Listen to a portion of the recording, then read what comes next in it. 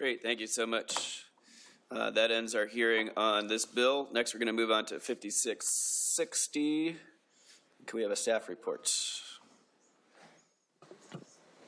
Thank you, Mr. Chair, members of the committee. Karen Epps. Before you is Senate Bill 5660, making it possible for more properties to have access to water, stormwater, and sanitary sewage systems. By way of background, there are 3 types of limited areas of more intensive rural development. The type 1 landmark is the infill development or redevelopment of existing commercial, industrial, residential, mixed use. Any development or redevelopment other than an industrial area in a type 1 landmark must be principally designed to serve the existing and projected rural population. Any development or redevelopment in terms of building size, scale, use, or intensity may be permitted subject to confirmation from all the existing providers of public facilities and public services of sufficient capacity of those facilities and services to serve any new or additional demand from the new development or redevelopment. Counties that fully plan under the GMA must designate urban growth areas within which urban growth must be encouraged. In general, cities are the units of government most appropriate to provide urban governmental services. Those things include things like storm and sewer systems, domestic water systems, public transit. In general, it is not appropriate that urban governmental services be extended to or expanded in rural areas except in those limited circumstances shown to be necessary to protect basic public health and safety and the environment, and when such services are financially supportable at rural densities and do not permit urban development. This bill provides that any development or redevelopment in a type 1 landmark, subject to confirmation of sufficient capacity to serve new or additional demand, should also meet the needs of the people in those communities, including access to domestic water, storm, and sanitary sewer systems that are feasible and affordable for the location.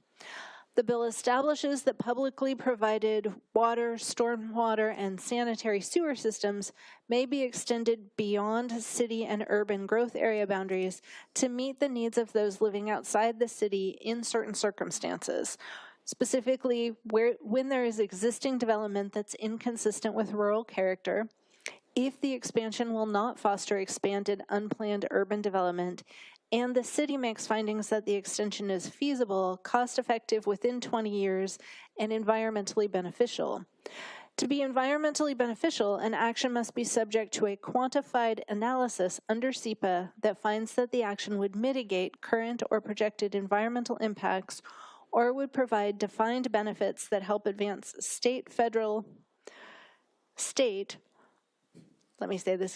that would advance state, federal, or state environmental policies or policies in the city's comprehensive plan. The bill establishes that the Growth Management Hearings Board may not base a finding of noncompliance on providing these services, these facility services, outside of the city's boundary when the extension is approved after satisfying the requirements above, and state funding cannot be restricted or reduced for this reason. The bill also provides that a boundary review board may not review an extension of permanent water or sewer service outside of city, town, or special purpose districts' corporate boundaries when the extension is approved after satisfying these requirements. A fiscal note was not requested, and I'd be happy to answer any questions. Seeing none, Senator Gaynor, do you have some short remarks on this bill? Well, thank you, Mr. Chair, members of the committee. For the record, I am Keith Gaynor, representing the 12th Legislative District. The bill itself, I will say, just as a preface to my explanation, is not an attempt to circumvent GMA or to do anything outside the Growth Management Act itself. The purpose of this bill is only to allow, it will be typically just a small city, or maybe it's just a couple of homes that might be just across the line that may, one of two things, they either may have a failed system that they're not able to come up with a reserved drain field area, but they would be able to access feasibly municipal services.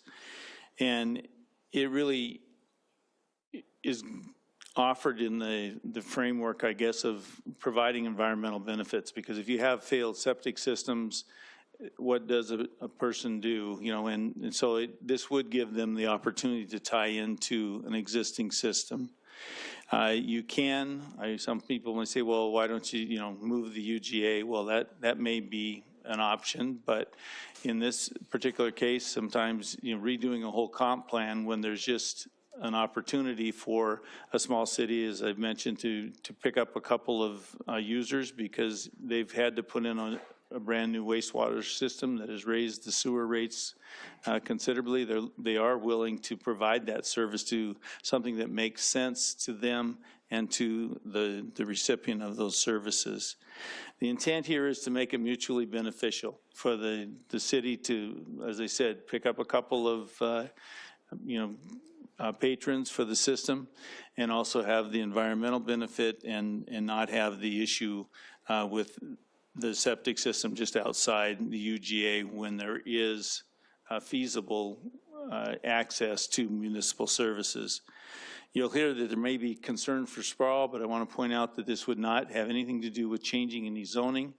Everything, the underlying zoning would not be impacted here. It would just be a mutual agreement between the applicant and the municipality to extend those services, to provide those services of water, sewer, or stormwater, which once again would be environmentally conscious action to take. So with that, I would commend this bill to you.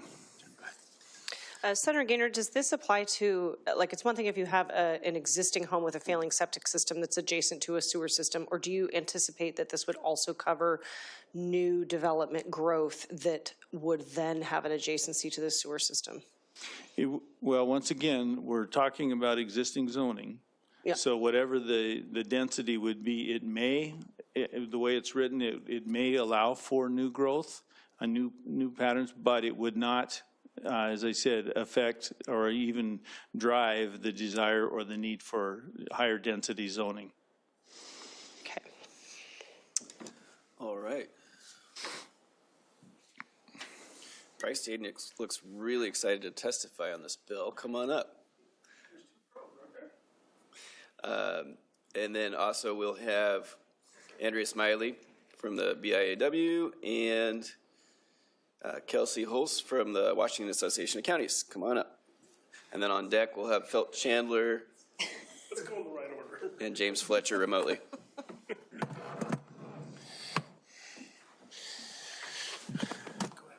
Okay.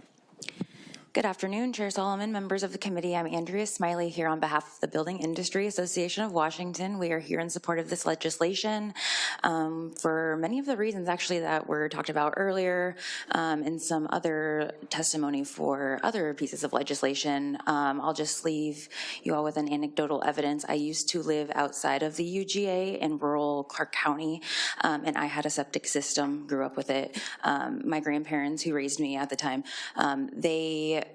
theirs started failing, and then they had to put in thousands and thousands of dollars, which we did not have at that point, to be able to replace that. And if a solution like this were on the table, I think that would be a more cost-effective approach, not just for our household and other households that may be in a similar predicament, but also potentially cost-effective for the municipalities that are offering those services. Thanks.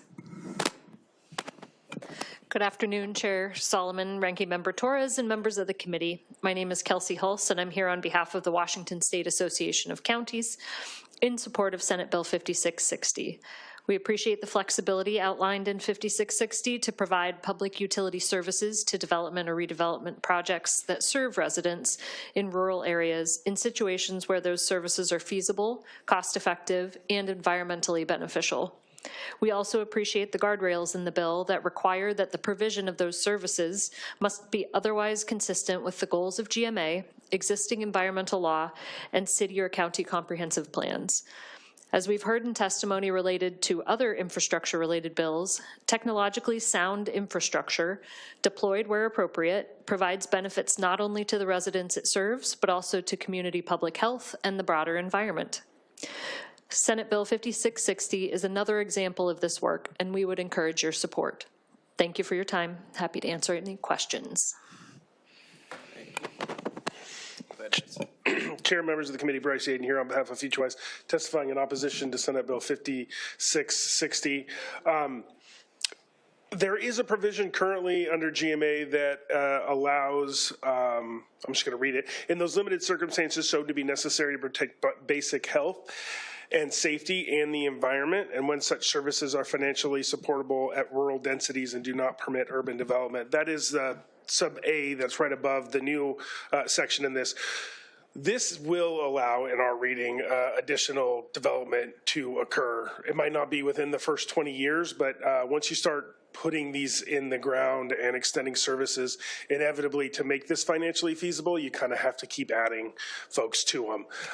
One of the things that we're going to be concerned about consistently is counties are responsible for disseminating the population targets within cities, but they also give some to themselves. So this will be another opportunity for them to ensure that they have additional they would be giving themselves additional development capacity to help foster and pay for this. So a lot of the concerns, it does, in our opinion, undermine the goals and intent of the GMA, which is limiting those. And we think that the sub A that's already within this is the correct language, and would oppose this moving forward. Thank you. Thank you, Bryce. I love it when you read to me a GMA chapter from the RCW. I was looking at it and I figured it was better than just reciting it from memory, which I do half the time. I'll have to double check your memory. Any questions? Seeing none. Thank you so much. Let's move on. We'll hear next from Felt Chandler, Washington State Association of Boundary Review Boards. Go ahead. Can you hear me? We can. Great. Hello, Chair Solomon and members of the Senate Local Government Committee. My name is Chandler Felt. I'm representing the Washington State Association of Boundary Review Boards to express our opposition to Senate Bill 5660. Boundary review boards are established by RCW 36.93 to review and adjudicate boundary disputes. Senate Bill 5660 would allow cities to extend urban services into rural areas without a clear path to complying with comprehensive plans of cities and counties. That would weaken, in our estimation, weaken the integrity and clarity of urban growth areas and of rural areas, for that matter, which communities depend on to ensure logical growth and development. The bill would promote sprawl and untimely development of rural lands, setting aside established planning processes. More important here is that the bill would prevent appeals to the Growth Management Hearings Board if service extensions in rural areas were disputed. I'm particularly concerned from a Boundary Review Board standpoint, and Section 6 of the bill would preclude review of such utility extension actions by Boundary Review Boards. That would shut off the only opportunity for public comment on proposed service extensions in rural areas. In turn, that would prevent BRBs from doing our essential work as a neutral forum for allowing all voices to be heard in disputes. For those reasons, the State Association of Boundary Review Boards urges you to oppose this bill. Thank you. Senator Gaynor has a question. Thank you, Mr. Chair. So, Chandler, I'm just curious, you mentioned that boundary review boards are there to adjudicating disputes on boundaries. I mean, this really does not, I'm kind of curious what you're anticipating as being a dispute, because the county would be issuing the building permit. You'd have to show the county that you had adequate sewage treatment, whether it be on-site or whatever. And if the municipality was in agreement, they wouldn't be, there's no moving of any boundaries here that would, in my opinion, include the boundary review board. So I'm just kind of curious where the dispute might come in. Senator Gaynor, that was closer to a speech than a question, but I'll allow it. Did I not close with the question? It's a good question. Boundary review boards do have oversight over utilities extensions when cities or special districts, sewer and water districts, change their boundaries or extend service outside their boundaries. So we see this bill as limiting both an opportunity for BRBs as a neutral party to provide that oversight, and more importantly, to be a forum where communities can come if they're concerned about the effect of this. And, you know, to that extent, there might be a dispute between the community and the district that's extending service. All right, thank you so much. Seeing no further questions, I think we have the mayor of City of Cashmere, James Fletcher. Yes, here. Did I get that right? Are you in fact the mayor? I am the mayor. Can you hear me okay? I can get a picture, but. Yeah, we can hear you. Okay, thank you. I'd like to start out, thank you for the opportunity to speak to this. I'd like to start out saying in favor, as a small city, of having the flexibility to do some things and respond to problems in the areas around our city. The first one I'd talk to is on this side of the state, and we do have occasions of low water flows and dry wells for homes. I have at least 2 areas now I serve water to because their wells went dry years ago. We have other in-stream problems south of town where, because of development that's occurring in the county, you have more houses being built on the aquifer than low water can supply. So those houses will, at seasonally, especially looking at future climate change, may more frequently have dry aquifers or at least low water when they need it. So that would probably be the most important aspect to serving the area around us.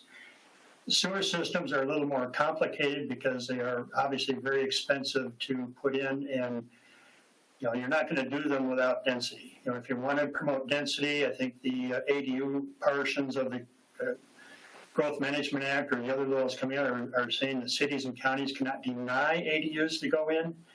You're not going to get ADUs if their septic system isn't big enough. They're going to need sewer to do that or to get the density. We also have areas around town that are in the county but have been heavily developed. They are no longer rural. They surround maybe a 2 or 3 acre parcel that could be developed with some degree of density for housing, another goal of the state, but yet we cannot cross the street with a sewer or water line to serve that higher density potential, which it seems to be a contradiction of purpose within the Growth Management Act. Again, the health of the issues, the affordability is really a matter of construction costs. It's just cannot afford to go too far because the construction costs really limit anything other than what's going on right near the city. That's something that's feasible to get to. Thank you. All right, thank you so much. Seeing no questions, that concludes the testimony on this bill.